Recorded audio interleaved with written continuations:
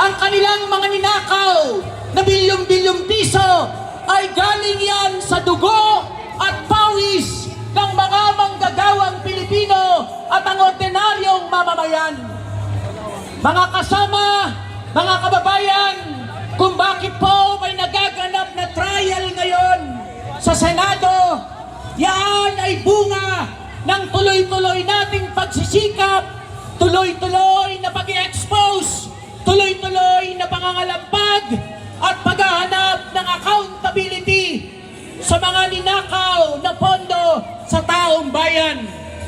Kaya habang nagaganap ang paglilitis, huwag ho tayong pakatiwala sa Senado dahil ang mga yan ay doble kara. Alam na natin, napanood na natin sa mahabang panahon. Importante ngayon ang tuloy-tuloy na pagkilos, tuloy-tuloy na pagbabantay ng mga manggagawa at ordinaryong Pilipino na lugmok sa napakatinding kahirapan, napakataas na presyo ng mga pangunahing bilihin.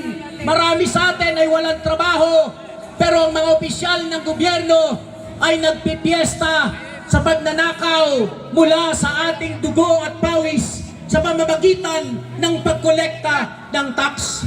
Mga kasama at mga kababayan, importante din ay paliwanag natin sa ating mga kababayan na hindi lang simple tayong naghahanap ng accountability. Araw-araw na i-expose sa ating lahat na bulok ang sistema, bulok na bulok ang kumakatawang sistema, bulok na bulok ang mga burokrata kapitalista, at habang hirap na hirap ang mga ordinaryong manggagawa at mga Pilipino. Kaya po, kasama ninyo ang mga manggagawang Pilipino, kasama ninyo kami at ang ordinaryong mamamayan sa pagbabantay at paghahanap